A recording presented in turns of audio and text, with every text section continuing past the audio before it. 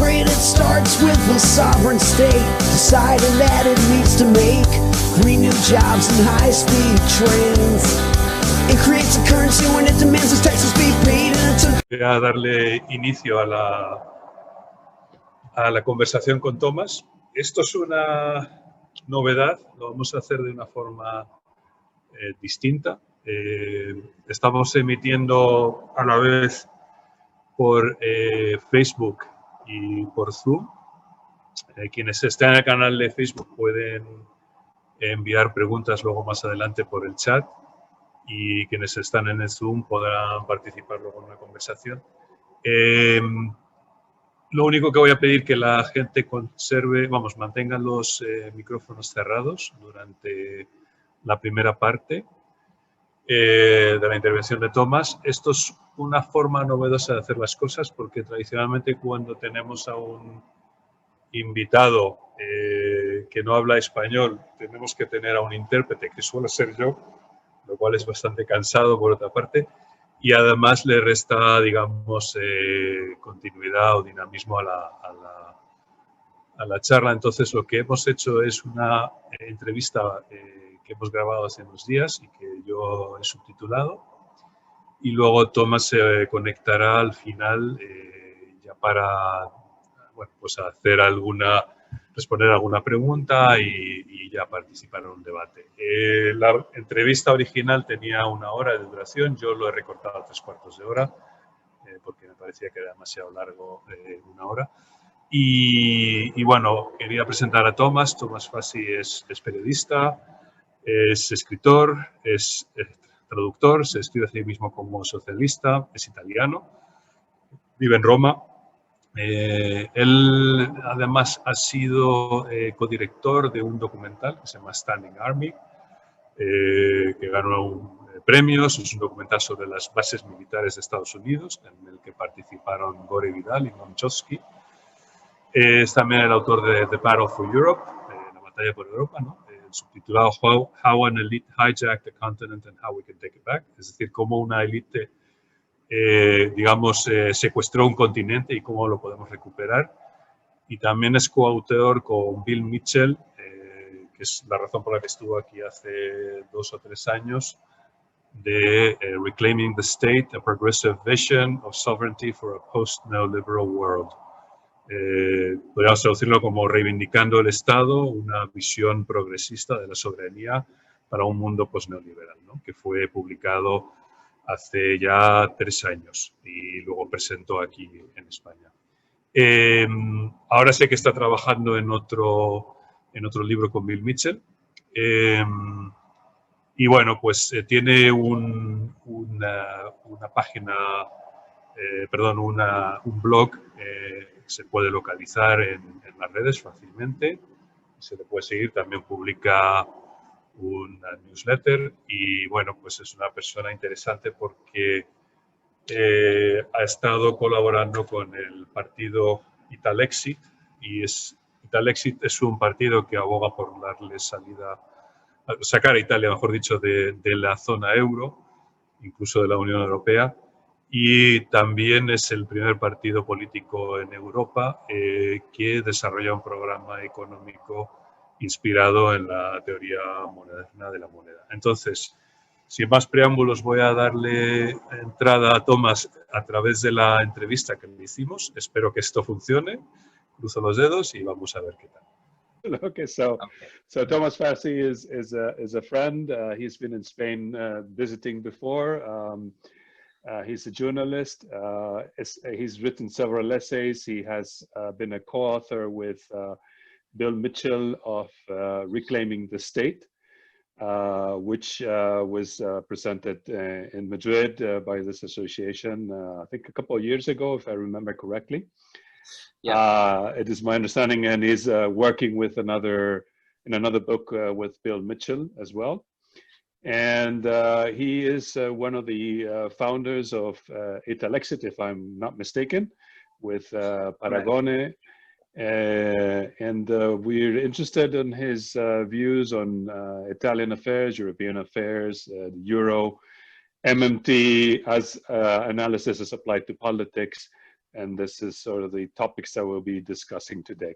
So without further ado, I'd like to start with an understanding of the work you're carrying on with Bill Mitchell. Bill Mitchell said he was working on, I think, if I'm correct, the right to work, the duty to work. And I think it's an interesting project that you're working with, and something that is not very commonly addressed, because I would say that in general, the perception nowadays is that you don't really have any duties to the community. So that's sort of what the UVI movement in a sense is really about. Is that you're an individual. Society cannot do anything about your plight as an unemployed person, and nor are you obligated in any sense to contribute anything to society, right? So in a sense, is a bit of a narcissistic approach to social problems. I was wondering if you could somehow expand on that, and maybe other issues that you might be addressing in that research that you're writing about. Yeah, so we've been juggling with ideas for a new book, me and Bill, for a very long time now, and unfortunately, various events have gotten in the way. I mean, I've been, stuck at home with a baby for months during the lockdown, which didn't help, and of course, between my involvement in a new party and so on and so forth, I really haven't had that much time to work on the, or we haven't had that much time to kind of get together and try to weave our different strands of analysis together. So for the moment, we're kind of working on parallel tracks. So Bill is doing great work investigating the whole duty to work thing at the moment, and various hosts of other topics. I myself have been focused for months, really. I mean, I've been writing a lot. I just haven't had the time to bring it all together. I've been mostly looking at the question of the national question, not only from an economic standpoint, which we mostly did in the first book, Reclaiming the State, but also looking at the importance of the nation state from a more cultural perspective, and of course what that means for Eurozone countries and for the struggle for liberation from the euro. So I've been working mostly on that. So we hope at some point to be able to really get our work together. And I'm sure it will happen. Just don't know when yet, but that's the plan. Well, yeah, I mean, Bill's the expert when it comes to work and the job guarantee. So I don't want to speak really for him. I mean, we kind of touched upon the topic in our first book, and explained, what our differences are, with respect to UBI, universal basic income, and the differences between the job guarantee and universal basic income, and how basically, they boil down to, first of all, I would say a different view of the capacities of the state. So proponents of UBI really seem to take unwittingly a very mainstream view when it comes to what the state can do.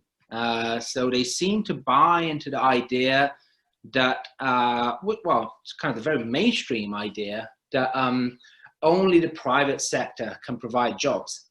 And so there's really little the state can do when it comes to at least directly providing jobs. I mean, most supporters of UBI, at least from the left, I assume, come from a Keynesian perspective, and so they probably subscribe to the idea that the state can, of course, sustain internal demand, aggregate demand through fiscal policies, and thereby, of course, also sustaining employment. But they see this as a way of sustaining employment in the private sector. And so the state intervenes, puts money into the economy, sustains internal demand, that gets consumption going again, and that will lead to the creation of new jobs in the private sector. And of course, there's truth to that. Of course, more expansionary fiscal policies would lead to higher creation of jobs in the private sector. But really, MMT comes from the perspective of there is always going to be kind of a structural unemployment in capitalist economies, even with, you know, very active fiscal fiscal policies, and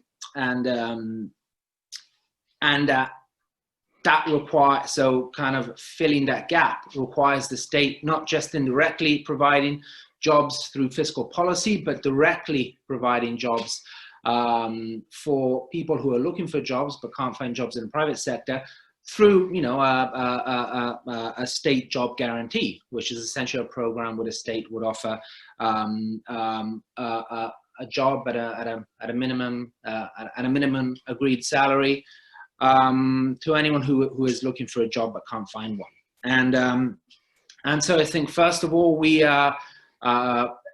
people that come from an MMT perspective, I think understand the true capacities of the state much better than proponents of UBI. And so we understand that it's kind of really an outdated view and a very mainstream view, the idea that only the private sector can provide jobs. I mean, that's a very, very narrow, that's a very, very narrow view.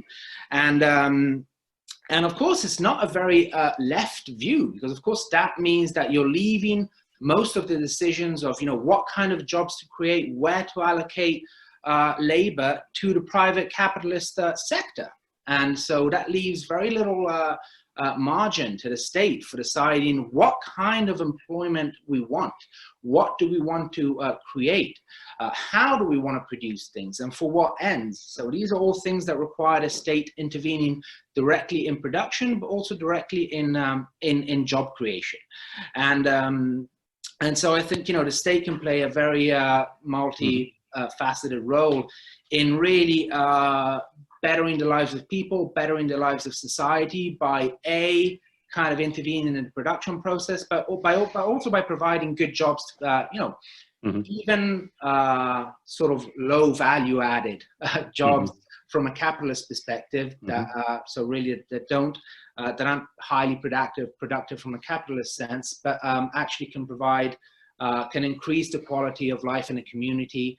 And I think, you know, if we take European countries nowadays, the idea that, you know, there's a lack of jobs really doesn't make any sense. I mean, of course, it doesn't make any sense from even just looking at the private sector. Of course, many more jobs could be created in the private sector by pursuing better fiscal policies. But there's so many, you know, publicly useful jobs. Wherever you look, you know, you see, you know, streets that need to be tended to, gardens that need to be tended to, people that need, you know, care, health care, and even aging people that need care of various forms. And so there's so many jobs that are going unfulfilled on the one side, and there's so many people that are looking for jobs on the other. And really, the only actor who can bring these two together is the state. So this is kind of the essence of the job guarantee, which of course has a host of other implications as well. But this is the kind of basic difference between the job guarantee and the UBI. Yeah, let me change tack a bit here and address, because you're talking about the nation state, and of course we all know that we're part of the European Monetary Union, which has obviously completely undermined the capacity of the state to provide those public sector jobs, and especially to implement a job guarantee. And nevertheless, this, you know, now that we have this pandemic, this global crisis, and finally a realization by politicians and policymakers that we need to go to you know, rely more on fiscal policy rather than on monetary policy. I think it's interesting to, you know, review what the European Union is doing in terms of providing that fiscal space. Basically, what I'm seeing in Spain and perhaps in Italy and probably in Greece and Portugal, you know, the famous or infamous big countries, is that the governments seem to be relying on transfers from the Northern European countries and the the Next Generation EU fund and the multi-year financial framework of the European Union to sort of solve their problems, since they realize that they don't have monetary sovereignty, nor do they really believe in expansionary fiscal policy. There's been a lot of hype about these funds, but you've been critical. And when you look at the details, I think, the fund is not as generous as it's been presented in the press. But you've been critical of the Next Generation EU fund for other reasons. I'd like you to provide your analysis on that wonderful fund coming from the Northern European countries, right? Trillions falling from the sky. Yes, manna. Yes. Manna, right. Finally, a free lunch. Yes. Yeah, exactly. After being told for so many years that free lunches didn't exist, now suddenly we're told that they do exist, and that we're going to be provided endless free lunches by the European Union. Now, of course, that's not the case. Well, I think a first point that we need to address when we talk of the so-called Recovery Fund, or Next Generation EU program, as it's formally called, is that, well, it doesn't really exist yet. So it's been agreed. It's been agreed by the European Commission and the European Council, but it still needs to be approved by every single national parliament. And, we know the obstacles that that's going to face when it comes to the program being approved in the so-called frugal countries of Northern Europe. I'm thinking especially of the Netherlands, Austria, and so on, the countries that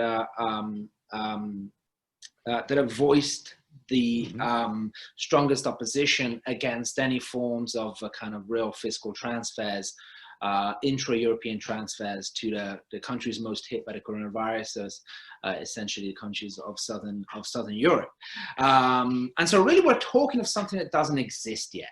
And that, even these days there's talk in the press of the fact that the program is probably going to have to be watered down to get through get through national parliaments. And so what we're going to get, if we're going to get anything at all, is probably going to be an even more watered down version of what we already have. But okay, let's assume. So I think that says a lot about kind of I don't know what the debate is like in Spain, but in Italy, the government and the mainstream media already talks as if this program is shut and closed, and where everyone's already discussing how we can spend these $200 billion euros, how to spend them in the best way, how should where should we allocate these resources. So all the debate is on how should we spend this money that's about to arrive, and in fact there's any certainty that this money is going to arrive anytime soon, really. But let's assume that the program gets approved, in its current form. So if we look at, so moving on, a second point is that most of this money will not arrive to countries such as Italy and Spain in the form of transfers. So we know that most of the funds will arrive in the form of debt.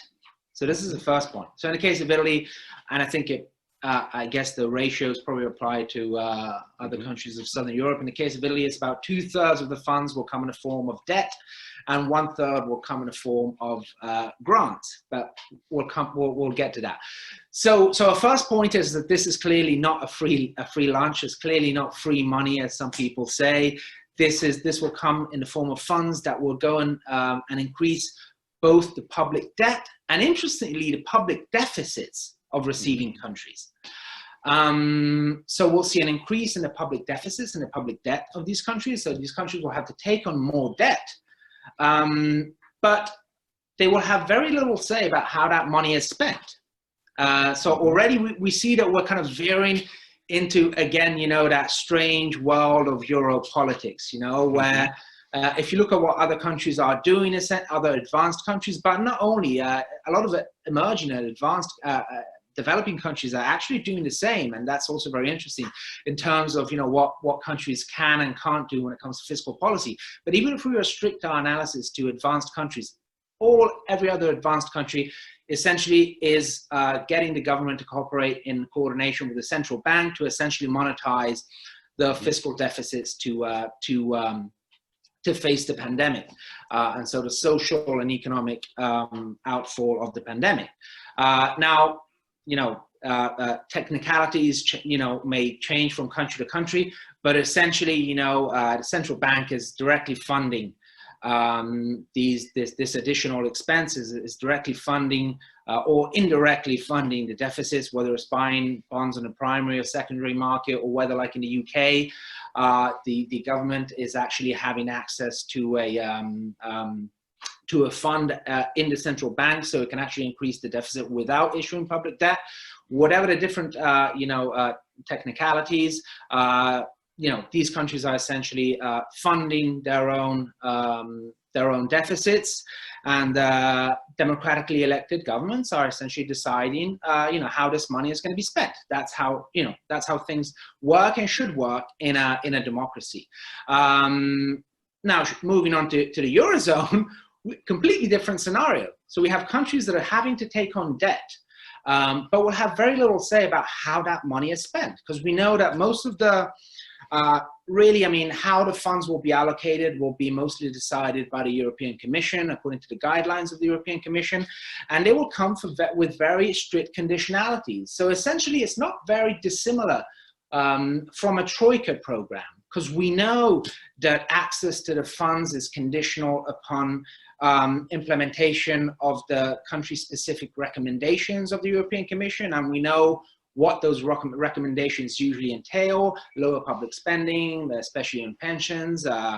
In the past, they've pushed for privatization and cut back in healthcare and welfare spending more in general, labor market deregulation. I mean, this is the standard European Commission recommendations. Now, one may think that the European Commission is now going to propose completely different recommendations, but we know that's not going to be the case. And so most of these funds.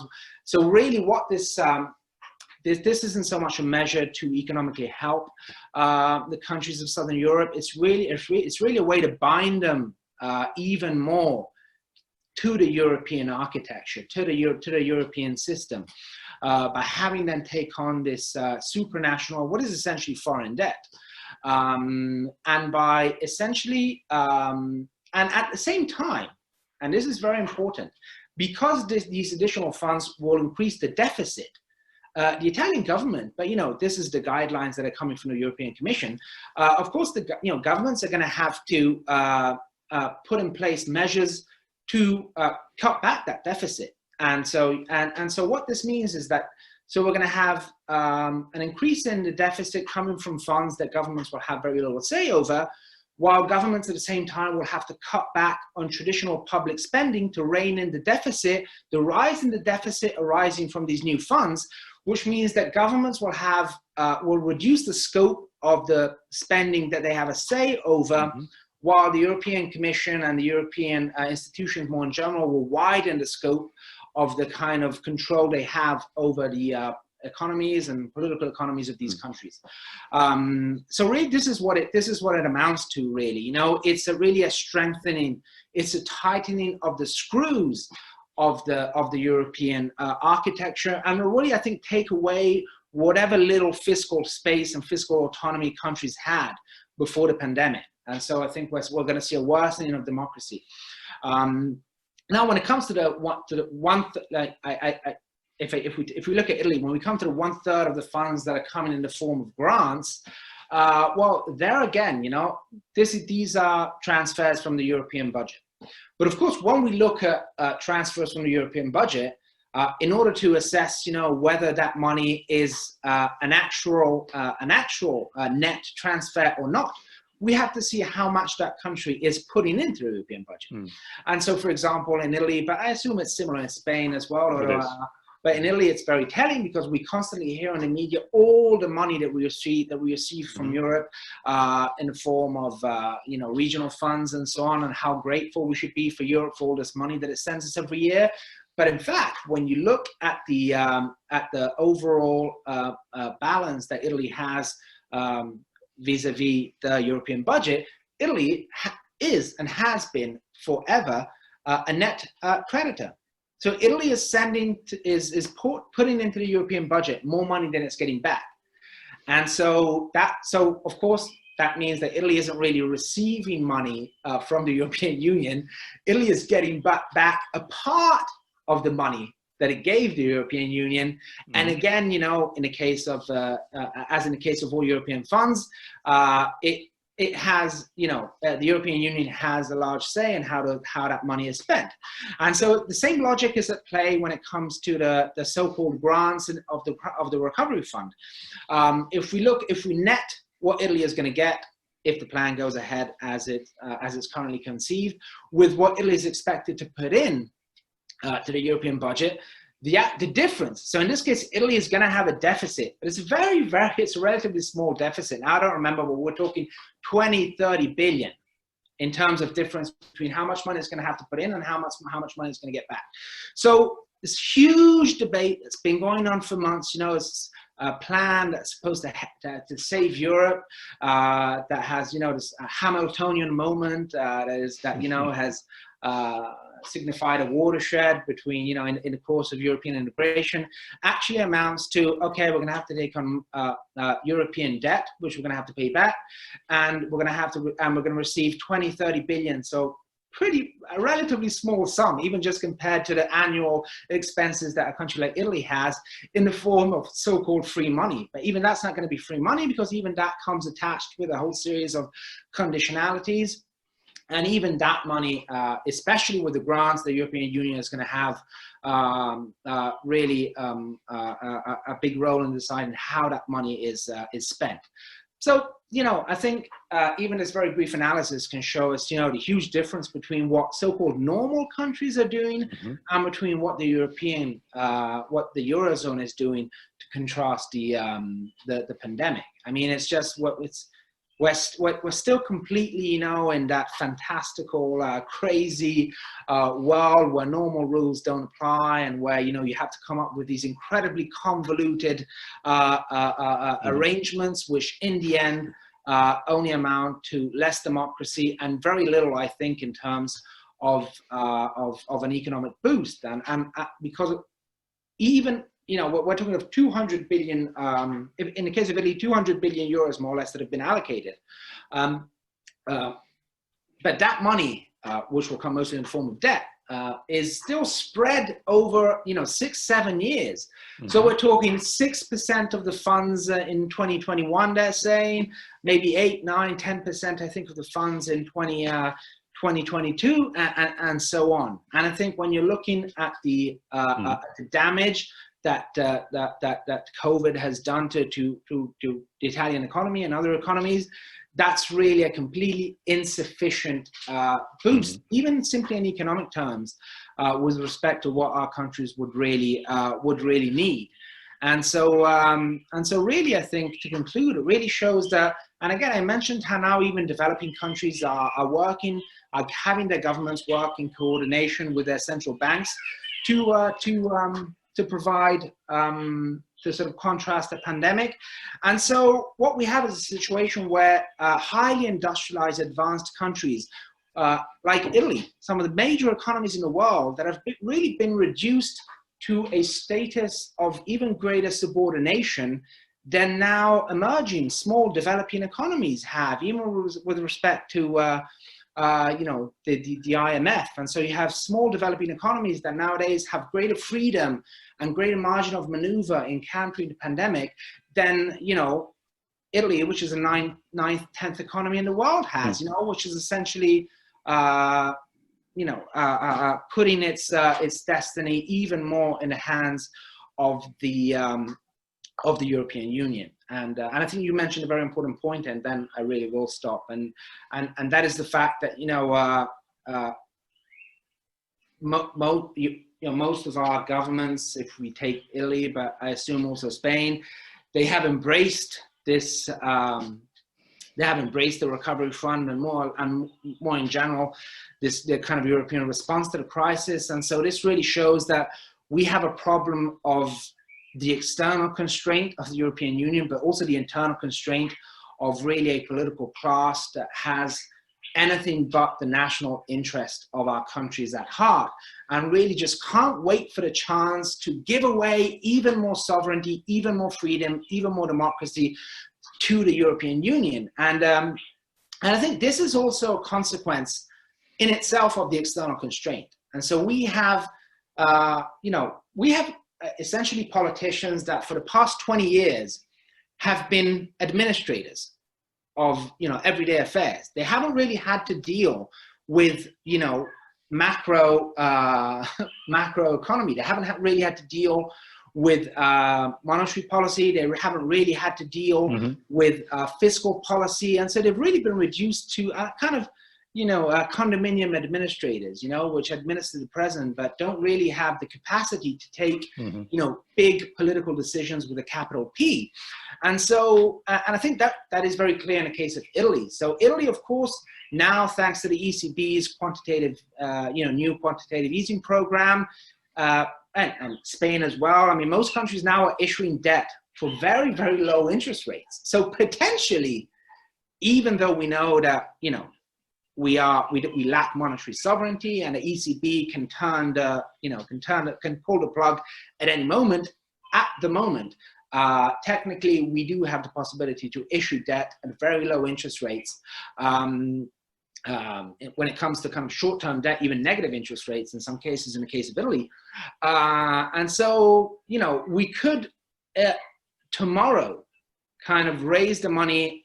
It wouldn't be, we wouldn't be allowed the freedom that normal countries have of directly funding these deficits through the central bank, but we could still issue debt at very low interest rates on capital markets, and most of the debt would, of course, would then be bought by the ECB. But they're not doing it. So we're not seeing countries increasing their deficit really in any significant terms, except Germany.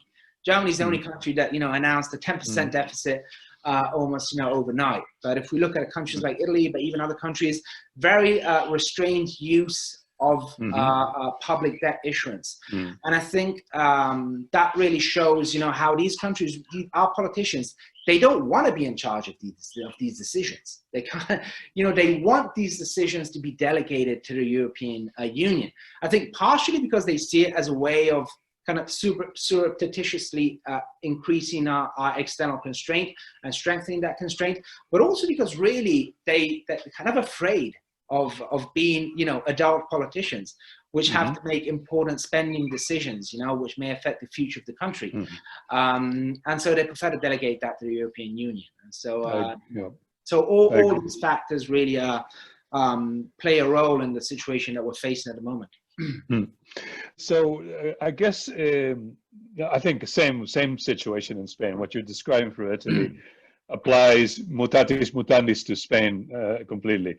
I think we have a lazy elite that doesn't want to manage the country, and you were seeing it, for example, with the collapse of some industries in Spain, like shipbuilding is collapsing. In the meantime, China is asserting its role as the first manufacturer of ships in the world through state-owned companies. That's so it's actually the same situation. I think a lazy elite that's given up on the country, a elite that's running away from the country, I would say. I think the European Union is obviously a master of propaganda. I think that's one of the great keys to the success of the European Union is to, sell with a lot of hype these funds that are being, in reality, just allocations of funds that have been already contributed by the nation states that are members of the EU. Right? But somehow, I guess so far, at least in Spain, I think most people have been fooled. But it would appear. Lost you there for a moment. I think it would appear that the Italian public is losing patience with the European project, or at least with the euro. But somehow that's not being picked up by the political system. Is that the case? Do you think there is really like in Spain, I think there's more impatience in Italy with the euro and more growing rejection to the European Union, or at least to the euro project? And is that the perception, or is that actually based in actual hard numbers? And when you look at polls, opinion polls, and so forth? No, I mean, even polls are showing that the coronavirus crisis really put a dent in the European propaganda. I think it was clear to everyone. I mean, anyone was able to see just, well, how essentially just completely useless the European Union was in the very early days of the pandemic. It was unable to do anything, essentially, from stopping countries from blocking health products that Italy had ordered and that were being stopped at the borders in, Germany and Eastern European countries, and a bunch of countries that essentially seized a lot of health products that were coming into Italy, and the European Union was completely helpless in stopping that. It was completely helpless in providing really any kind of medical support, whether that was in the form of actual medics, whether that was in the form of health, of machinery, ventilators. In fact, it was almost surreal. I mean, at very early months of the pandemic, Italy really was receiving kind of, and of course it was very little, but I mean, it just shows it was very powerful in symbolic terms. So we had shipments of aid coming in from Venezuela, coming in from Cuba, coming in from China. Now you could say that those were, maybe in the Chinese case, were also propaganda stunts, on the behalf of the Chinese government. And but still, I mean, that it struck a chord in people. And of course, it's the fact that, the European Union wasn't even able to provide that kind of symbolic help, which these kind of far away and in some cases, very poor countries were able to provide. Russia sent some military planes and provided medical support in the early weeks of the crisis. And so I think that really, it really woke people up, to just how, what is the point of the European Union if it can't even provide support in the midst of what is, described as the worst health pandemic, health crisis of the, in modern times. And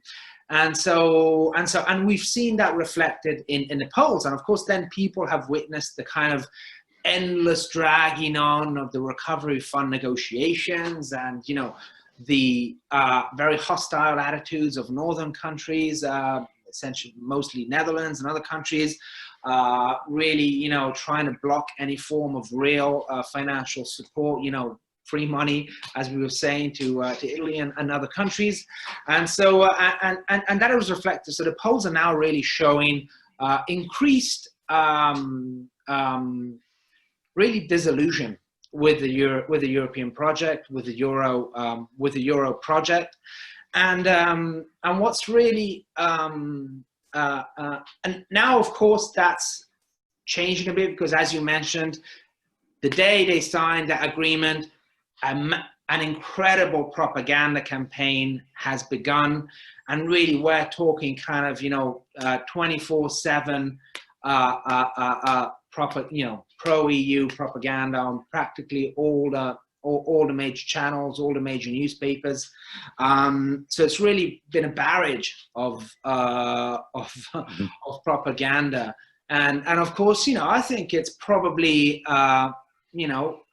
watered that kind of sentiment down a bit, but it's going to pick up very quickly as soon as people realize that that is just hot air, that really, that their living conditions are going to keep worsening, that factories are going to continue to close, that they're soon going to lose, income support. And so I think that tide will turn again very, very quickly in the coming months when people realize that, there's no money raining down from the EU, and to the extent that some money is arriving, it's not ending up in their pockets.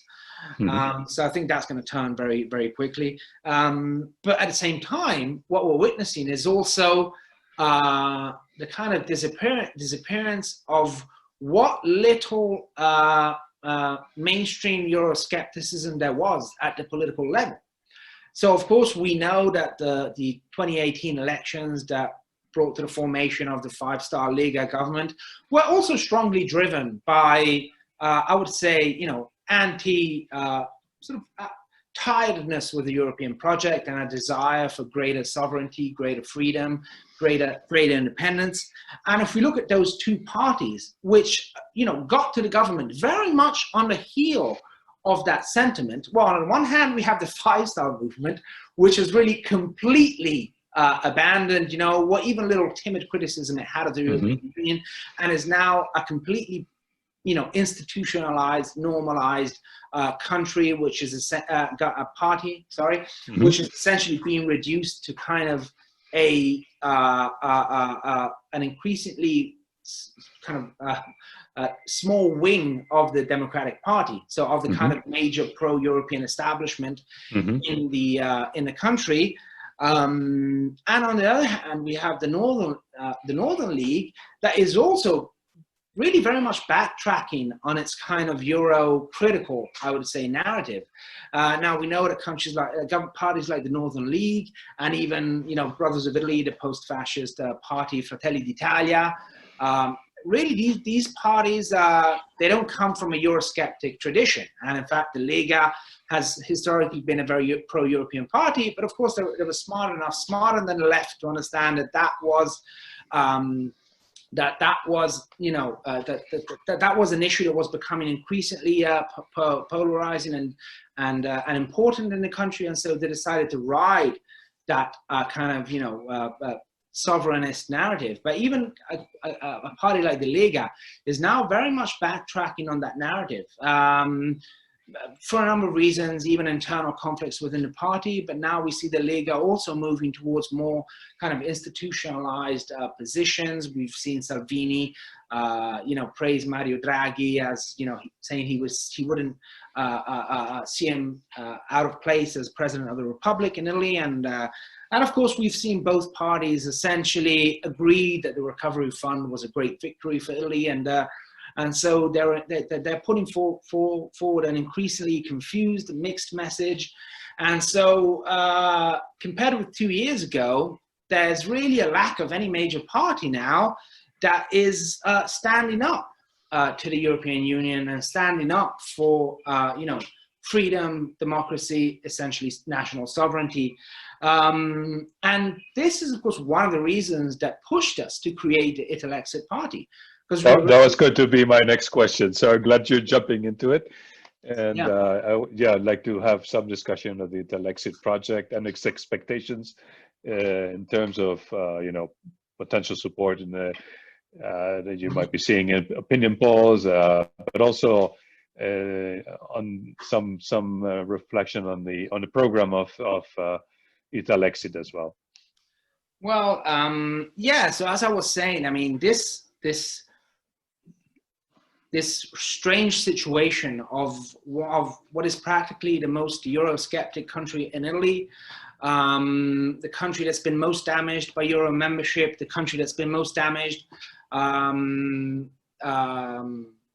by especially the past 10 years of crisis management by the European Union, a country that really, for which the numbers clearly speak to the fact that it hasn't benefited in any way, even in purely mainstream macro terms from the euro, that such a country lacked an openly, not even, I want to say Eurosceptic, anti-euro party, pro-exit party, in the face of what was clearly a political demand that is there.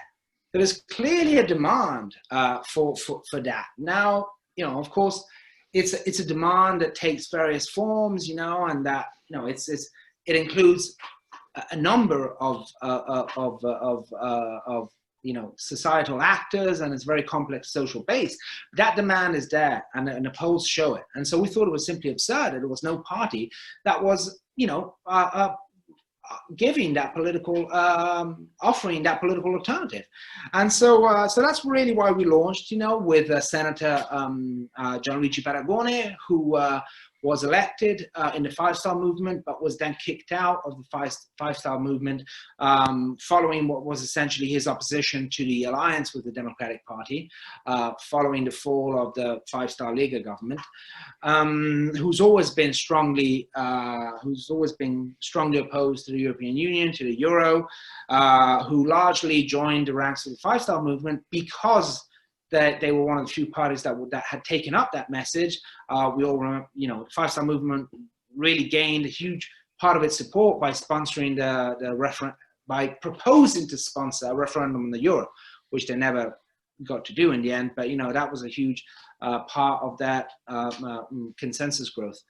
And so we decided to launch this party, and initial polls showed that, you know, it was probably a good idea, because very early polls already put us at 4, 5, even 6% of the vote in some cases. And of course, we know that polls aren't totally reliable, but you know, I mean, I think the fact that a party that was basically, you know, formed the day before, almost instantly, also thanks to the fact that Paragone is a visible figure, instantly has this kind of support, even considering that, of course, a huge part of the population doesn't even know about the party yet. And so, you know, it shows that we have a great margin for growth. I think shows that, you know, there was a need for this party. What we're witnessing in Italy is really a kind of,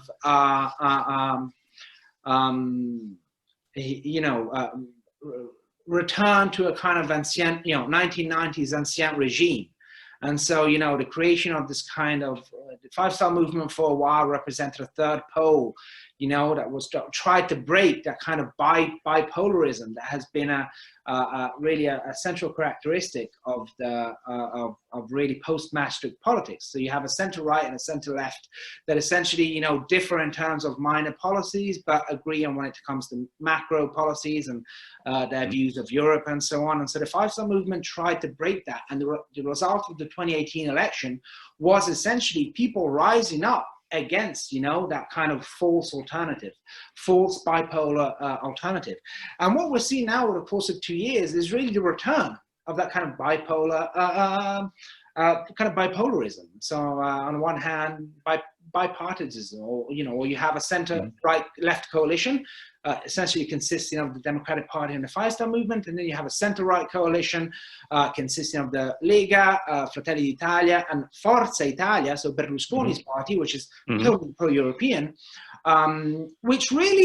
whose views don't really differ anymore that much when it comes to the European Union.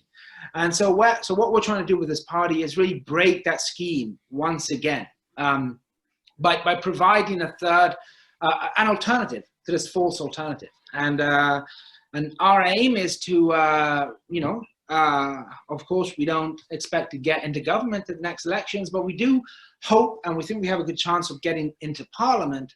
And that would already be a huge, I think, a huge victory, because it would finally give us a chance to bring,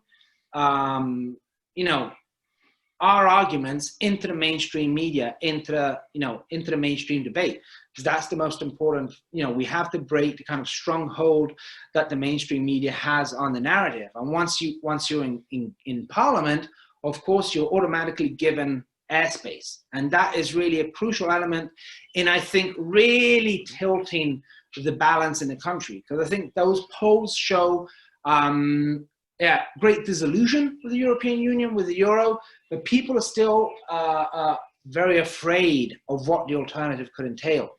So they see all the downfalls of the euro, of the European Union, but they're even more scared of what an exit could mean.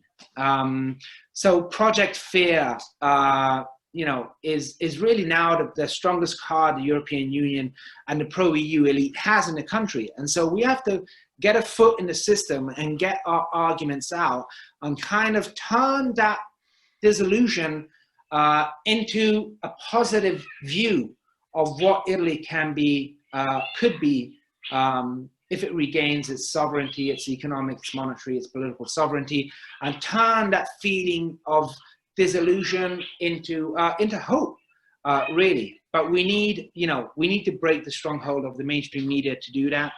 And And of course, it would also be historical in terms of finally having a mainstream party, even though it's in the opposition, sitting in parliament that openly embraces MMT and a kind of MMT macro view of the world. This in itself would also be revolutionary. So it would give us a chance not just to get into the mainstream media alternative views on the Euro and the European Union, but also more in general, alternative views on how our economic systems work. Because of course, you know, that's also subject to massive propaganda. And the two go hand in hand. Because of course, the pro-European propaganda is sustained by the mainstream macro propaganda that constantly tells us that, you know, money doesn't grow on trees, and so if we were to leave the European Union, or the euro, we'd run out of money. We'd be, you know, run down into the ground by financial markets. We wouldn't be able to finance ourselves. You know, where would we get the money to finance all these nice things that you have in your program? And so really, I would say shifting the macro narrative and getting MMT into mainstream debate is totally instrumental and crucial to changing also the Euro and the EU debate. Bueno, con algún fallo técnico, porque es la primera vez que lo hacemos de esta forma. I'd like to welcome Thomas. Thomas just joined. I don't know if you can open your micro. I'm here. Okay, so you have a public both here and in Facebook, people from Argentina, from Spain, from Mexico, so from all over the world. That's amazing. Thanks a lot for organizing this. And so, I think it was an interesting interview. It was actually longer. I will try to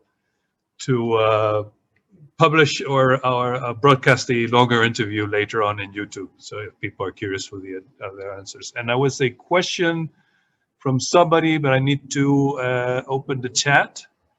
And I think one of the questions is what are the main policies of the Italexit party, apart, I imagine, from the job guarantee? And she adds, this is from Patricia Pino from London, and she says it was a great talk. So in Spanish, ¿cuáles serían las principales políticas del partido Italexit?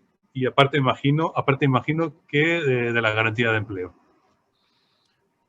Well, so I will try to translate as you speak, and so try to make interruptions in your discourse, otherwise it'd be impossible. Okay. Sure. Go ahead. Well, since it's such a young party, we don't have a fully fledged economic program yet. So that's something that we're working on. Así que como no es un partido joven, no tiene todavía un programa económico totalmente desarrollado. A manifesto, which we launched along with the launch of the party, and so the manifesto is not an economic program per se, because it's only, you know, like 3 or 4 pages long.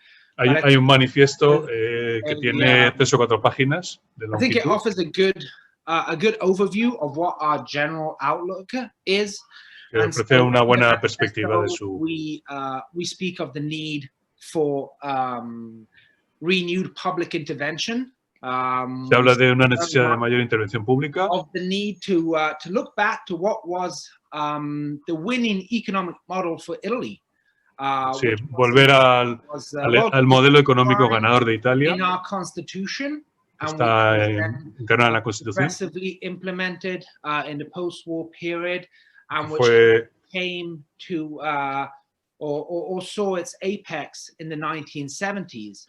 Que fue aplicada en la época de la posguerra mundial y que alcanzó su apogeo en los años 70. Italy had, among the capitalist economies, one of I would say one of the more mixed economies, in the sense that Italy had a very, up until the late 1980s, Italy had a very large public sector. The government played a big role not only in the distribution of services and in the management of infrastructure, but also Thomas, in the distribution of goods. Thomas, can you hear me? Yes. Okay, because you're making a very long speech and I don't have time to translate everything. Oh, so, okay, because you just do some interruptions. No, Lo último que ha dicho es que Italia tenía una tradición de política industrial estatal y que bueno, era un sector bastante importante hasta los años 70. Sorry, go on. Sorry, no, I thought you were translating over me. No, because it's impossible because you get too much noise and it's impossible to have it. Okay, no worries. Yeah. So sorry, I make much shorter sentences. I'm sorry, that was my misunderstanding. No, sorry. So I would say if I had to sum up our vision, it's really about rediscovering the kind of economic model that made Italy great, so to speak, and of course, redescubrir el modelo económico que hizo Italia grande de alguna manera, ¿no? And yes, and as I mentioned, it's all about sort of renewed state intervention, and the Italian public industries were decimated from the 1990s onwards, largely as a result of the process of European integration. There were huge pressures coming from the European Commission to privatize. Sí, está diciendo que bueno, es volver a recuperar esa política de intervención pública y que bueno, las empresas públicas italianas fueran diezmadas en gran parte como consecuencia de la integración europea. So it's really putting the state back at the center of the sort of seeing the state as the main engine of economic development, but also trying to go beyond what was the post-war model by making that model even more democratic and even more transparent, which is of course very, very important, especially in a context where there's a widespread distrust of government, of state-run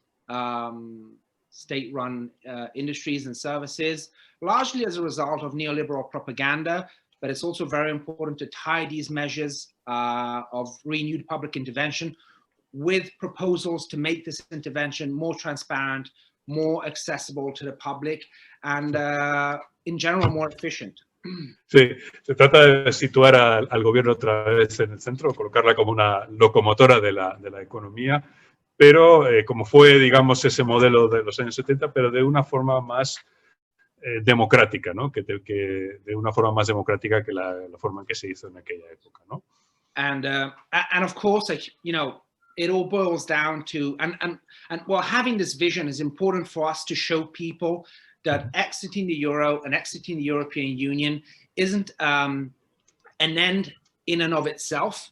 It's a means. It's a means to implement a radically different economic, social, and political vision, which is simply impossible to implement within the European Union and especially within the Eurozone. So exiting is purely a means to the implementation of a different model than the one that is enshrined in the European Union. Salir de la Unión Europea o del euro no es un fin en sí mismo, sino que es el medio para conseguir los fines que se persiguen realmente. Y no es tanto ese objetivo de salir de la Unión Europea. I don't know if there's other questions. I think there's a question from Luis Carlos saying, I'm going to read it in Spanish first. ¿Existen posibilidades reales de que la UE, la Unión Europea, iniciara algún tipo de bloqueo, embargo o boicot comercial a algún país que se saliera de la zona euro? So, did you get it? Do you need translation? Yeah. Okay. Well, that's an argument that's often brought up by critics of Euro exit. Interestingly, especially among the left. So the left completely buys into this apocalyptic vision of Euro exit. Sí, es una visión que curiosamente predomina más en la izquierda, donde predomina una cierta visión apocalíptica, ¿no? de una posible salida de la Unión Europea. And I think it has to do with kind of a moralistic reading of how the economy works And so they have this idea that if Italy were, or any other country for that matter, were to leave the euro, then financial markets and the major European powers and the European Union, if there was a European Union left after an Italexit, would feel the need, would be compelled to punish Italy. Hay una cierta visión moral, ¿no? de esta salida, ¿no? Y hay una sensación de que los mercados financieros y también la Unión Europea, si sobreviviera a esta salida de Italexit, pues se verían obligados de alguna manera a castigar al país que se hubiera salido de la Unión Europea. And I think that's a completely completely flawed view of how financial markets work and think, but even of how major nation states think. I mean, the bottom line. Creo que es una visión errada de cómo funcionan tanto los mercados financieros, pero también cómo piensan los estados nacionales. The bottom line is always profit, and so I think, you know, if Italy were to exit, then all its partners would the next day start to move to find the best way to make the most of trading with Italy. Italy is a very large economy. It has a very large consumer base, and so if we think that Germany is such a strongly export-led country, to think that of all countries, Germany would want to punish a country that exits, for example, by imposing I don't know, export controls or something like that. Esto is completely irrational. Esto, al final, todo se reduce, digamos, al objetivo de beneficios, ¿no? Y es inimaginable que para por ejemplo, para una economía como Alemania, que depende de las exportaciones, se planteara castigar a un país como Italia, porque siempre va a anteponer la posibilidad de exportar a Italia, ¿no? So frankly, I think that's quite an unrealistic prospect. We see that debate in the UK as well. In the UK, it's even more surreal. Even in the UK, we've been hearing for the past 3 years talks. Este debate se da también en el Reino Unido y es surrealista porque incluso allí se abren debates de este tipo, ¿no? Yes, of the European Union punishing the UK once it leaves by trying to block trade with the UK. This is completely unrealistic if we consider that the UK, for example, has a trade deficit with the European Union. So the European Union exports to the UK more than it imports from the UK. So it has absolutely no interest to hinder trade with the UK. Sí, esto no tiene ningún sentido porque haya este debate del Reino Unido, ¿no? En el que se llega a decir que la Unión Europea podría llegar a castigar al Reino Unido por salirse de la Unión Europea, cuando el Reino Unido tiene un déficit comercial, es decir, que la Unión Europea exporta más de lo que importa al Reino Unido. O sea, que es inimaginable que estuviera en interés de la Unión Europea castigar al Reino Unido. This when it comes to political institutions. When it comes to financial institutions, this is also another arena where the left is often prey to completely irrational fears of financial markets. Esto es lo que refiere al campo económico, pero cuando miramos el campo financiero también observamos que la izquierda, digamos, es rehén de temores irracionales sobre, digamos, el poder de los mercados financieros. I mean, we know that, you know, once Italy controls its currency and issues debt in its own currency, there's practically nothing that financial markets can do to put pressure on government. Sabemos que una vez que un país es soberano y controla su divisa y su banco central, no hay absolutamente nada que los mercados financieros puedan hacer para poner presión o presionar al Estado soberano, ¿no? And so the only arena where they could try to put pressure on Italy would be in the foreign exchange market. El único campo donde podría impresionar a Italia podría ser el mercado de divisas. But even in that case, Italy has a huge exporting sector. So, and we know that Italian goods are in strong demand. Y aún así, Italia es una economía muy exportadora y sabemos que hay bienes italianos que tienen muchísima demanda internacional.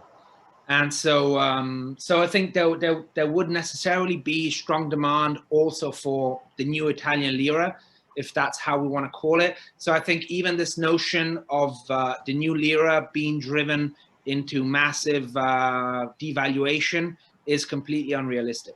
Sé que habría una demanda bastante solvente por liras italianas, por nuevas liras, y bueno, por tanto es inimaginable que ese escenario de colapso de la nueva lira italiana en el caso de que se lanzara. There's another question from Patricia Pino. She says, una vez salido de la Unión Europea, ¿cómo imagina que sería una nueva relación de cooperación entre países europeos tomando en cuenta el pasado competitivo y las guerras que se han sufrido? Did you get it? Once out of the European Union, how do you imagine the relationship will be, or a new relationship based on cooperation amongst European countries, considering its past, competitive past and the wars that it suffered? Well, I mean, look, no one, Europeans don't think with a World War II mentality anymore. Los europeos ya no piensan con una mentalidad de la Segunda Guerra Mundial. And the only reason that now we're witnessing such heightened hostilities between countries is the euro. Y la única razón por la que observamos una elevación de las hostilidades entre los países europeos es el euro. I mean, it would be, the kind of narratives that we hear, for example, in Germany about the Greeks, or in Greece about the Germans, sí, Italy. Los relatos que se oyen en Alemania sobre los griegos y viceversa. Or even, the kind of attitude that we hear coming from so-called frugal countries, the countries of Northern Europe, the countries of Southern Europe. Las actitudes que vemos en los países septentrionales frente a los países de Europa del Sur. These animosities were fueled by trying to put together these countries within an unnatural union. And so this is the only reason why now we have these kind of narratives. There's no other reason. Sí. Todas estas hostilidades entre países europeos han surgido como consecuencia de la dinámica de la Unión Europea y no hay ninguna razón por la que tuvieran que darse fuera de la Unión Europea. And so I think if we imagine a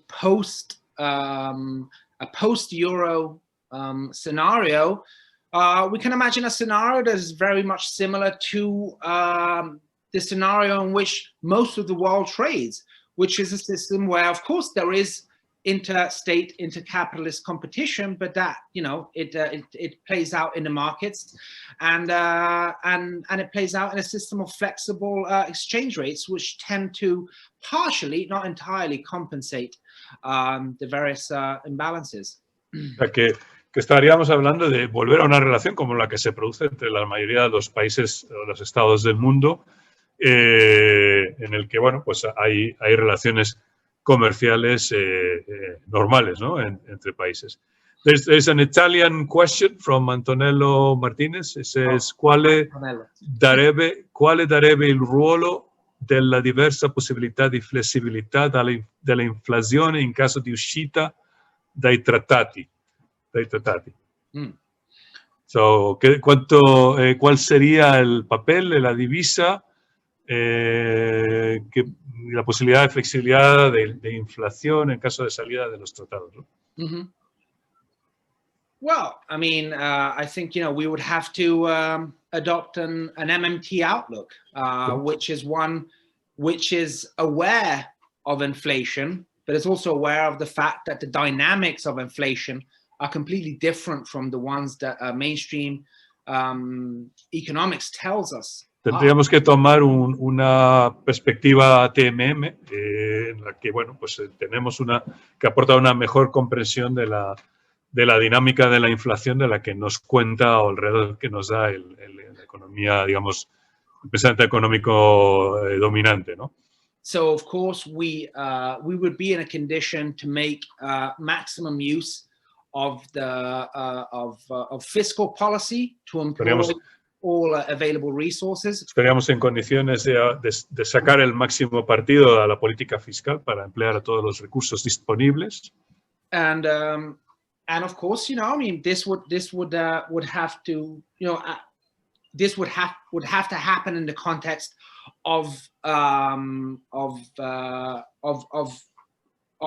being aware of inflation. Inflation is a reality, but the dynamics of inflation are very different. So we would only have to worry about inflation once we reach, you know, maximum capacity. So once, you know, all the productive resources, including the workers, are gainfully employed, then of course, you know, whoever is in charge of the economic levers would have to start worrying about inflation. But we're very far away from that stage. Sí, tendríamos que empezar a preocuparnos por la inflación en el momento en el que, digamos, alcanzáramos una ocupación, una plena ocupación de recursos de trabajadores, pero la realidad es que estamos ahora mismo lejísimos de esa situación de pleno empleo. There's another question from Rafael. How much time would it take to reindustrialize the countries once they left the euro? ¿Cuánto tiempo se tardaría en reindustrializar los países una vez que abandonaran el euro? Well, that's a good question. Of course, Italy has lost a huge part of its industrial base.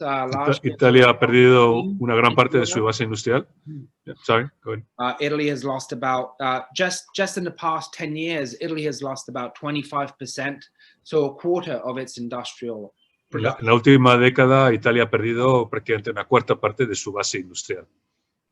So we're talking of a massive reindustrialization program. And of course, I can't make a realistic estimate of how long that would take, but it's clear that we're talking of a massive reindustrialization endeavor.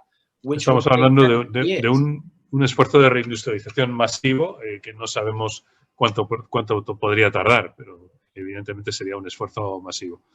But of course, that's we are often accused of wanting to turn back the clock, you know, the clock of time, the clock of history. Se nos acusa de querer retroceder en el tiempo. But in fact, you know, what we're witnessing, especially after the COVID crisis, is a situation where every country is rediscovering political economy with an emphasis on the P. Pero lo que está ocurriendo es que ahora mismo todos los países están redescubriendo la economía política con un énfasis en la P de política. And so we are witnessing processes of rethinking very long, very complex supply chains, for example. Así que estamos evaluando las situaciones tan complejas como las cadenas de suministro demasiado extensas o largas. Because especially the current pandemic has shown just how fragile this hyper-integrated system is.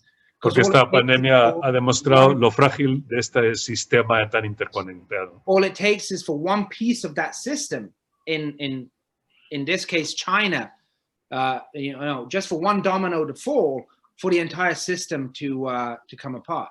Solo hace falta que caiga una pieza de este sistema, de una pieza de dominó, como en el caso de China, para que se venga abajo todo el sistema, ¿no? And so we're seeing elites in all countries discussing, also for geopolitical reasons, of course, but I mean, I think more and more countries, and especially the dominant Western countries, advanced countries, are realizing that having a greater degree of control over your industrial base is not only a matter of economic efficiency, it's a matter of national security. Sé que hay cada vez más países dándose cuenta de que tener un mayor control sobre la cadena de suministro no es solo una cuestión de seguridad, sino también de mayor eficiencia económica. So I think we're going to witness processes of reindustrialization or relocalization of supply chains closer to home in all countries. Así que vamos a contemplar procesos de relocalización de cadenas de suministro y de acortamiento de esas cadenas de suministro en una base doméstica. And of course, this, I would say, sort of small countries are in a much better condition to do that than sort of huge, huge transnational, international institutions like the European Union. Los estados pequeños están probablemente en mejores condiciones de afrontar ese proceso que los grandes conglomerados, los grandes organismos multilaterales como la Unión Europea. So, I mean, and an argument you often hear is, how is Italy or any other country that were to exit the euro, how would it be able to compete, for example, with China? ¿No? Así que una pregunta que se plantea a menudo es cómo podría un país como Italia competir con China, ¿no? And in fact, the opposite is true. The opposite is that if to the extent that China is managing to gain a larger foothold in a number of European countries, especially the countries of Southern Europe, that's because of the euro and because of the European Union. Bueno, en realidad es a la inversa, porque si China está consiguiendo, digamos, una implantación en los países europeos, especialmente en los países europeos del sur, es precisamente gracias al proceso de integración europeo. And so I don't subscribe to the notion that we should think in terms of competing with China, because China doesn't think in terms of competing with Italy. But sí, así que no creo que tengamos que adherirnos a nociones de que Italia tenga que competir con China, porque tampoco China está, digamos, planteándose que tenga que competir con Italia. But even if we subscribe to this, there's another comment here from. Oh yes, no, just very briefly. So even if we subscribe to this, si nos adherimos a to this notion, sí. This requires having full control of the instruments of economic policy. China, countries turn to China for investment, for example, for the simple reason that individual countries don't have the economic means to invest, and the European Union itself is not investing. And so countries are turning to China out of desperation. But if they didn't have these constraints, they wouldn't need to turn to China, and they would be able to focus on their own development with their own resources. Es que incluso cuando miramos a países que están buscando la inversión directa de China, lo hacen porque no tienen los instrumentos para movilizar esa inversión en sus propios países y tampoco está invirtiendo la Unión Europea, así que al final, por desesperación, recurren a la inversión china. Okay, there's a comment here from Patricia Pino. Everyone is talking about supply chain security, so everyone will try to turn back the clock to some extent. It's not a question. It's a comment. Dice, exactly. So we're vanguards. We're not trying to set the clock back. We're just much more forward thinking than anyone else. Sí, no estamos en la vanguardia. No estamos tratando de retroceder al tiempo, sino que estamos tratando de poner el reloj en hora o adelantarlo. Ok. ¿Alguien quiere hacer algún comentario ahora de palabra? Porque las preguntas que han entrado por el chat yo creo que han sido ya atendidas. Si alguien quiere hacer algún comentario o pregunta final por vía oral, adelante. I'm just going to go and check on my daughter while... que tiene que ir a revisar, a comprobar que está bien su hija. Bueno, aprovechando la ausencia de Thomas y aprovechando que está aquí César y también, bueno, Agustín, creo que vamos a tener que buscar otra fecha para el evento con Bill Mitchell porque se le ha complicado un poco el calendario. Me está proponiendo quizás enero, pero luego les escribo por correo electrónico y y buscamos la fecha, porque el evento europeo sí que le encajaba por hora, porque ya saben que hay una diferencia de 9 horas con Australia, pero en el caso de América Latina tenía que hacerse a otra hora y no conseguía encajar. Entonces ya les pondré al tanto de esto. Y a Mauricio también se lo comento porque queríamos hacerlo con Mauricio. Estela me advierte que hay otra pregunta. ¿Sí? Exacto. Sí. Que sí, que ahí te la he dejado puesta en italiano. ¿Quieres leerla tú? ¿Que lees el italiano mejor que yo? No. I can read it. You can read it? Okay. Sí, para ti la definición de una alianza mediterránea sería una prioridad en el programa político de Italexit. Francamente, frankly, sorry, I was answering in Italian. Say it in Italian. I think we would understand. No, I mean, frankly, no. In the sense that this is, I think, is another of the kind of pipe dreams of the left. The left seems to have a problem to come into terms with any form of unilateral action by a single state. Es otra, considera que es otra vana ilusión de la izquierda, ¿no? Y que parece ser que tiene la izquierda problemas para pensar en términos de un Estado, ¿no? Y tiene que buscar ese tipo de... And so potentially, yes, of course it would be great if we could, if our battle for Eurexit, if we could do that in conjunction with other countries, such as, for example, Spain or Greece. O sea, que sería estupendo poder hacer esa batalla por la salida con otros países mediterráneos, tales como Grecia o España.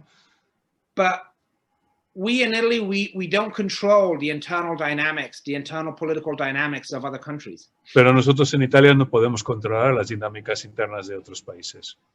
And so we can't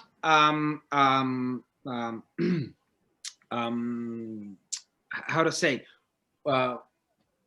we can't, non possiamo subordinare our aims to what happens in other countries. Sí, sí, no podemos subordinar estos objetivos a lo que ocurre en otros países. And so in purely theoretical terms, yes, of course, the more we are, the better. But the truth is that we have to approach this as if we had to go at it alone, because we can't subordinate our actions to what happens in other countries. O sea que en teoría estaría bien hacer esta acción concertada, pero en realidad no podemos subordinar nuestros goles a lo que está ocurriendo en otros países. And in fact, if we look at, what's happening in other countries, even though Italy, Spain, and Greece have, suffered very much in the same way at the hands of the European Union, the internal political dynamics are very different. And so in Italy, there's very strong hostility to the European Union and to the Euro. We have a party like Italexit, which is still a small party, but has a lot of potential. If we turn to look at Spain or Greece, we don't see the same situation.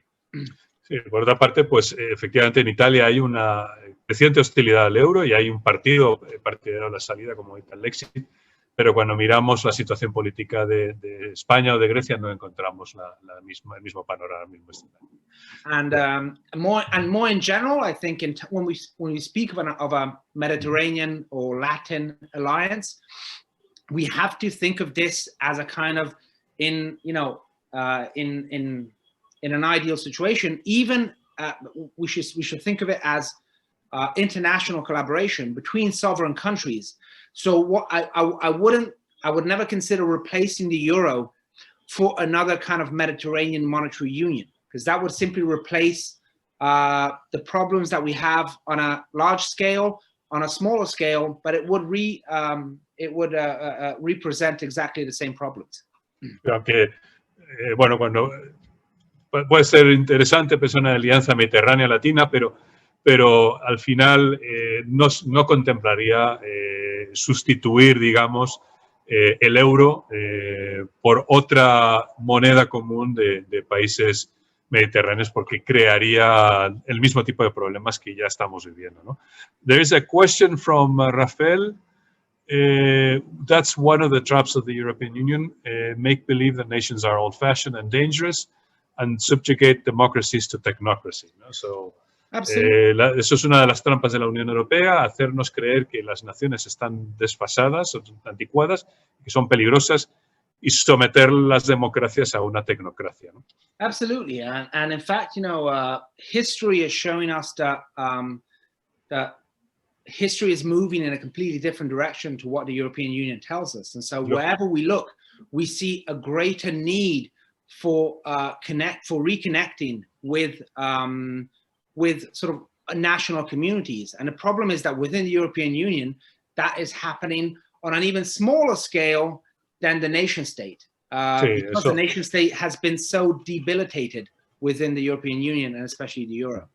Sí, o sea, cuando miramos al resto del mundo, lo que vemos es que hay una vuelta digamos, a potenciar el Estado nacional, y en Europa lo que está ocurriendo es que como el Estado nacional ha sido tan debilitado, lo que se está es volviendo, digamos, a comunidades incluso más pequeñas, ¿no? A comunidades pequeñas. Aquí entiendo que estás hablando de los movimientos de independencia en Cataluña, Escocia, etcétera, ¿no? Yes, and sí. I don't want to open this chapter because it's a very, I know it's a very controversial issue, but I think it's quite clear to me that one of the achievements of the nation state was to create, in some places more successfully, in other places less successfully, political identities that went beyond purely local. So, for example, religious or identities, or you know, ethnic identities of different kinds. And by sort of destructuring the nation state, we are seeing the resurgence of much more tribal forms of community. Sí, uno de los aciertos o de los éxitos del Estado Nacional fue precisamente crear ese sentimiento de pertenencia a una comunidad mayor que la meramente local, o la adhesión a ideas religiosas, y lo que estamos haciendo al debilitar el Estado Nacional es volver a ese tipo de adhesiones, digamos, más tribales, ¿no? And so I think if we look at Italy, for example, and so I don't want to speak of other countries,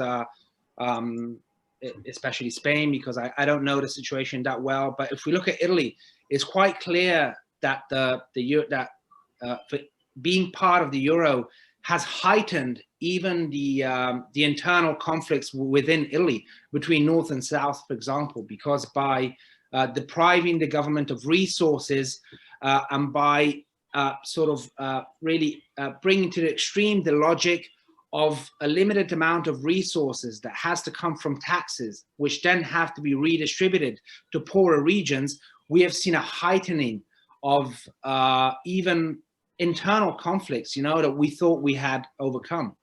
Sí que, bueno, no quiero comentar el caso de España porque no lo conoce, pero en el caso de Italia, diría que la Unión Europea ha acentuado los conflictos entre norte-sur, porque bueno, tenemos un Estado que tiene que conseguir recursos vía impuestos para luego redistribuirlos, y eso limita la cantidad de recursos y por tanto dificulta que pueda gestionar esos conflictos. For Italy, recovering monetary sovereignty is also very important in terms of national unity, I think, because only a state that has the resources to redevelop extremely underdeveloped regions, which have become way more underdeveloped over the past 20 years, is really crucial even to just keeping the country together. Él piensa que incluso salir de la Unión Europea permitiría, digamos, reparar o reconstruir esa unidad nacional, porque la soberanía monetaria permitiría, bueno, pues recuperar o mejorar, digamos, el desarrollo de regiones que de hecho han perdido, han retrocedido, ¿no?, respecto a su situación anterior dentro de la Unión Europea. And it would also it would also contrast the narrative we hear in the richer regions of the country, which feel that it's that their own taxes flowing down to the south. And to a large extent, that is true in a system where the government has to stay more or less in a balanced budget situation. Sí, ayudaría además digamos, a desmentir el relato o a contrarrestar el relato de que las regiones del norte de Italia tienen que transferir recursos, pagar impuestos para transferirlos al sur de Italia y, bueno, en cierto sentido, ese relato es correcto, ¿no? Dentro del marco creado por la Unión Europea. Okay, any more questions from the attendees? Because I have no questions in the chat. ¿Alguna observación, comentario final? A Manuel, adelante. Tienes que activar el micro, ¿eh? Me salta una duda respecto a la salida del euro, la reacción de la OTAN o qué reacción cómo podía influir de la influencia militar respecto a la salida del euro, la presión que podíamos derivar de la misma OTAN, o significaría también la posible soberanía de defensa. Porque es un problema, eso podía influir y podía repercutir a nivel de geopolítica respecto a esa salida. Es una pregunta que me preocupa. So he's concerned about the response of NATO and how NATO could, or if the exit from the Eurozone would imply also a military sovereignty, recovering a military sovereignty. Mm-hmm. Well, in terms of what the reaction of NATO and the United States would be, it's very hard to tell. Of course, it very much depends also on the sort of balance of power within the US. And so we know that Trump didn't hold a very friendly vision of the European Union, and so he might have supported such such an action. The new administration would probably take a different view. Que en términos de la respuesta de la OTAN o de los Estados Unidos, pues sabemos que los distintos gobiernos de los Estados Unidos pueden tener distintas perspectivas. Sabemos que Trump, por ejemplo, se ha mostrado muy hostil a la Unión Europea y probablemente habría apoyado algún tipo de salida de la Unión Europea de Italia, pero no sabemos lo que haría Biden. El nuevo gobierno de Biden probablemente tomaría otra actitud. Frankly, I think it's quite unrealistic to imagine there would be some form of military reaction on behalf of NATO. Yes, Italy holds thousands of US troops, but I think it's quite unlikely to imagine that we would witness, yes, as I said, some form of military reaction. Es inimaginable que hubiera algún tipo de intervención militar. Es cierto que en Italia hay miles de soldados americanos estacionados en bases, pero le considera altamente improbable que hubiera una respuesta o intervención de tipo militar. That said, of course, any scenario is possible. I mean, it's even conceivable, that someone would try to engage in, political assassination or, forms of destabilization of any kind. But of course, you can only take this into account up to a certain extent, because otherwise, you wouldn't even, be able to put yourself in the right mindset of thinking that an exit is possible. So of course, it would be an extremely destabilizing action. And so there could be all sorts of reactions, many of which you can't even conceive of. But again, we shouldn't allow ourselves to keep us psychologically ransom in a way, because otherwise, we wouldn't even try to change the status quo.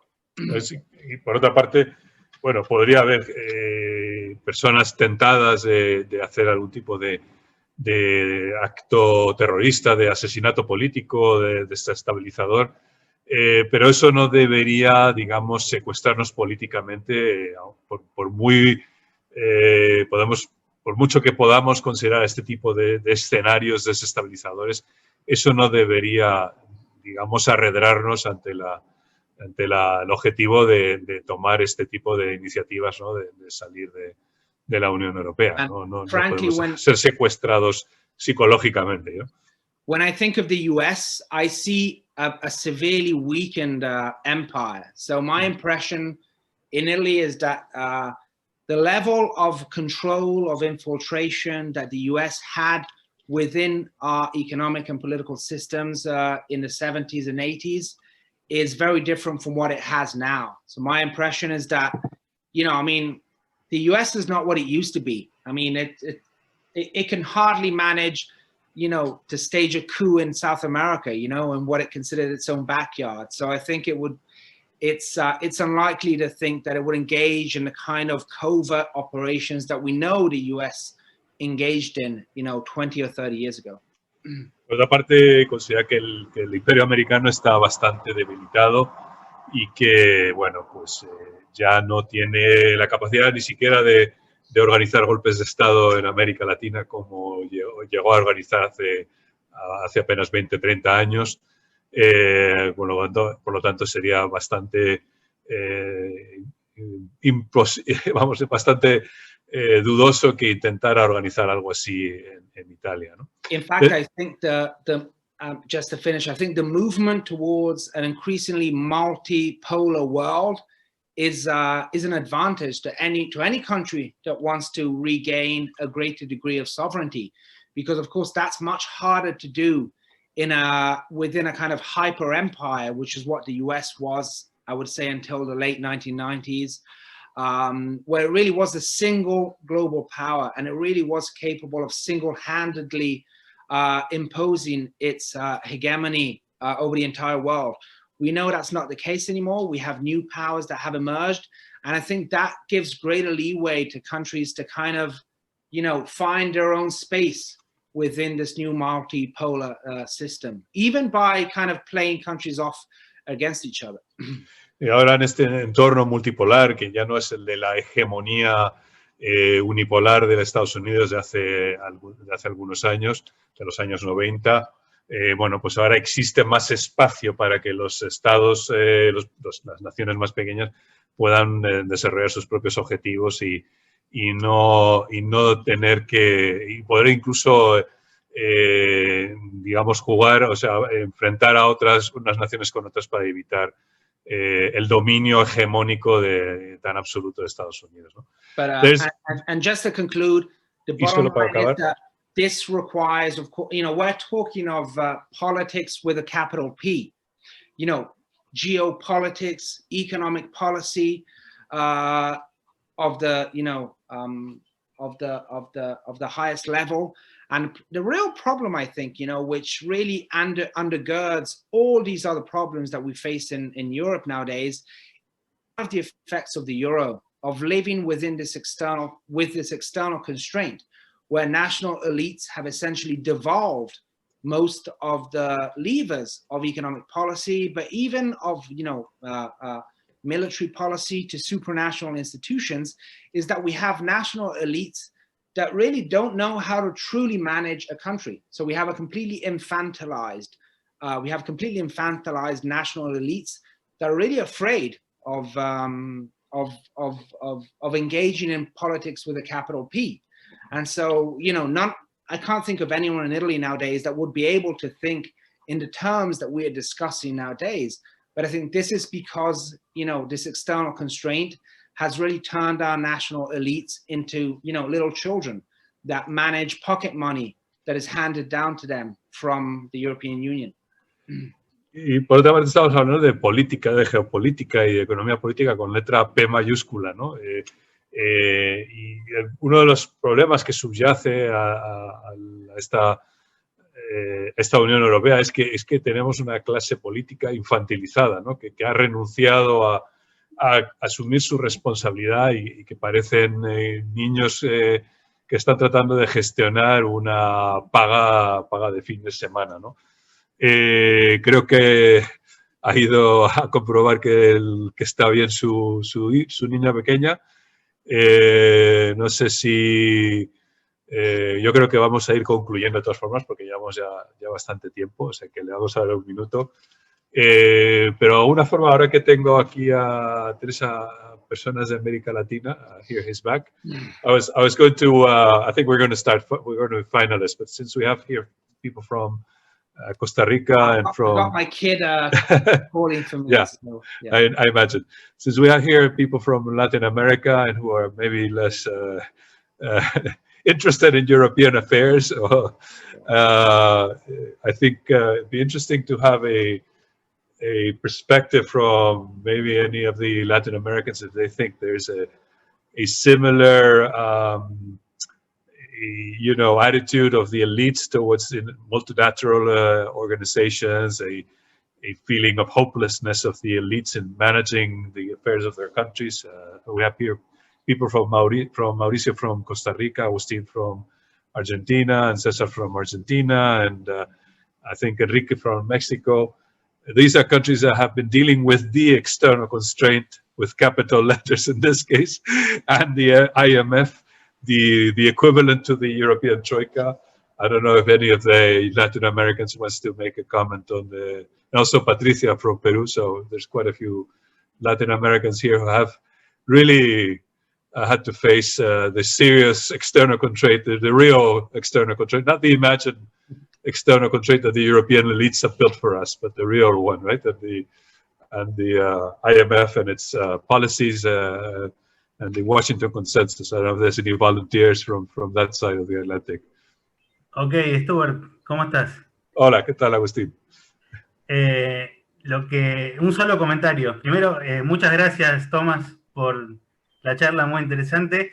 Y como te digo siempre, Stuart, cada vez que pienso los problemas de Europa hoy, simplemente me remonto a la Argentina de los 90 y la caja de convertibilidad.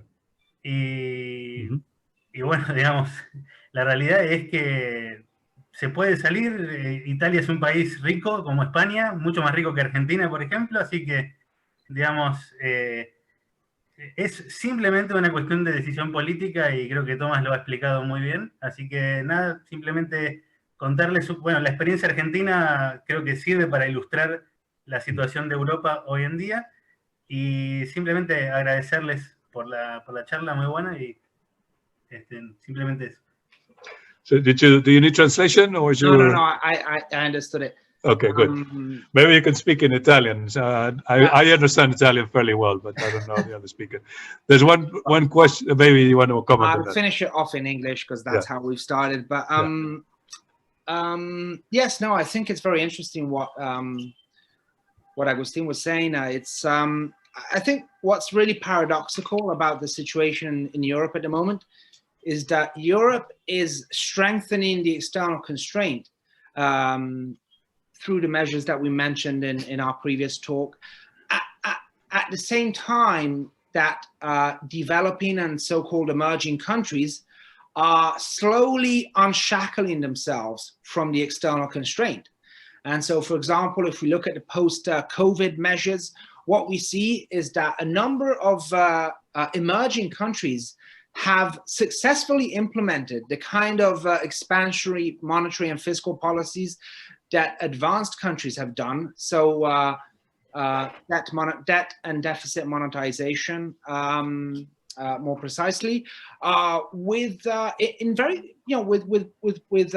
great success, without encountering any of the problems that we are told emerging countries would encounter when attempting these policies. Because now, the last line of defense is that, yes, okay, maybe we can, countries can engage in slightly more expansionary fiscal policies, they can lower unemployment, but this is only something that a very select few countries can do, namely the countries that have a high degree of monetary sovereignty. And I said what we've seen in recent months is that a number of developing countries are implementing the same measures with hardly any consequence in terms of hyperinflation or currency devaluation or depreciation.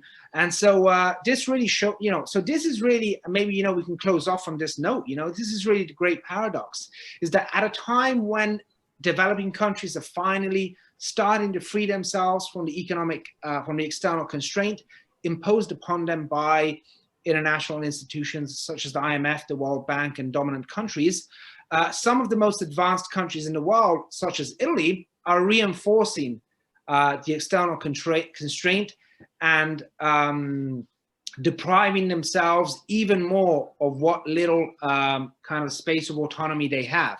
So it's truly paradoxical. Sí, está hablando, bueno, voy a resumirlo porque nos ha sido largo, pero está hablando de que la paradoja, ¿no?, que se da, de que hay países emergentes que han demostrado que son perfectamente capaces de gestionar una expansión de sus políticas fiscales, hacer políticas fiscales expansivas para gestionar la pandemia sin ningún tipo de efecto adverso de los que se predicen habitualmente y paradójicamente Europa, en cambio, se dedica a construirse o a regirse una restricción externa de la que otros países ya se están liberando, ¿no?, del Fondo Monetario Internacional, del Banco Mundial, de las potencias dominantes, están demostrando que se puede gestionar su economía sin esas restricciones y liberándose de esas restricciones, y nosotros, en cambio, aquí estamos haciendo el camino inverso, ¿no? Okay, so, well, thanks a lot, Thomas. It's been a long session for the participants because we went through the interview before as well. I apologize for any technical glitches that we had. This was the first time we did it this way. It was an experiment, so you were the guinea pigs. Han sido los conejillos de Indias de un experimento y, bueno, no ha salido del todo mal. No, thanks to you, Stuart, and thanks to everyone that stayed for, what, 2 hours to... Almost, yeah. So, it's really an honor. And okay. Let's repeat this whenever you want. And it will be online as well. It will be broadcasted in YouTube later and Facebook. Great. And there were also attendees in Facebook as well. So Brilliant. Not everybody was in here in Zoom. Okay, thanks, have awesome. A good night, good afternoon in America, and we hope to see you soon in Spain when we organize the summer university. I'd love that. University. I'd love that. Okay. Fingers All crossed. right. Okay. Bye, guys. Okay. Bye, ciao, everyone. Bye-bye.